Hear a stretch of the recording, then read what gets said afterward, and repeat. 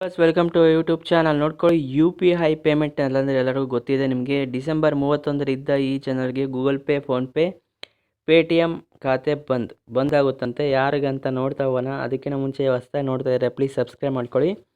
ಇತ್ತೀಚಿನ ದಿನದಲ್ಲಿ ಡಿಜಿಟಲ್ ಪೇಮೆಂಟ್ಗಳು ಹೆಚ್ಚಾಗಿದೆ. ಹೌದು, ಇವಾಗ ಯಾರು ಕೂಡ ತಮ್ಮ ಜೇಬಿನಲ್ಲಿ ದುಡ್ಡು ಇಟ್ಕೊಂಡು ಓಡಾಡ್ತಿಲ್ಲ. ಆದರೆ ಅದರ ಬದಲಿಗೆ UPI, ಫೋನ್ಪೇ ಇದ್ದಾಗ ಡಿಜಿಟಲ್ ಪೇಮೆಂಟ್ ತುಂಬ ಜಾಸ್ತಿ ಆಗಿದೆ. ಅದರಲ್ಲೂ ಏಕೈಕ ಎಲ್ಲರೂ ಕೂಡ ಇದನ್ನೇ ಯೂಸ್ ಮಾಡ್ತಿರೋದ್ರಿಂದ ಡಿಜಿಟಲ್ ವಹಿವಾಟು ಜಾಸ್ತಿ ಆಗಿದೆ. ಈ ರೀತಿ UPI ID ಯಾಕೆ ಬ್ಯಾನ್ ಆಗುತ್ತಿದೆ? ಆದರೆ ಇದೀಗ ರಾಷ್ಟ್ರೀಯ ಪಾವತಿಯಿಂದ ನಿಮ್ಮ UPI ID ಹೊಸ ಮಾರ್ಗಸೂಚಿ ಪ್ರಕಟಿಸಿದೆ. ಅದರ ಬಗ್ಗೆ ತಿಳಿದುಕೊಳ್ಳೋಣ ಬನ್ನಿ.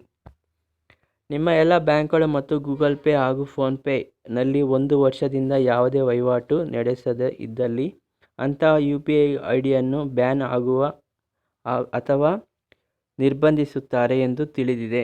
ಹೌದು, ಅದಕ್ಕಾಗಿ ಡಿಸೆಂಬರ್ 31 ನಂತರ 2023 ವರ್ಷದಲ್ಲಿ ಯಾವುದೇ ವಹಿವಾಟು ಮಾಡದ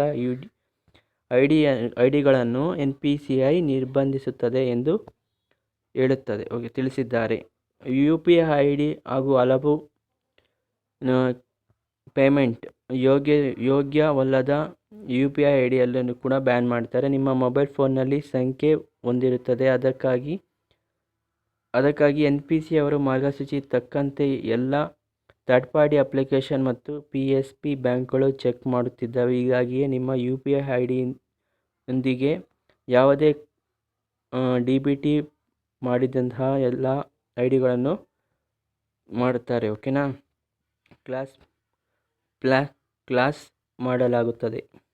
ಡಿಸೆಂಬರ್ 31 ಕಾಲಾವಕಾಶ.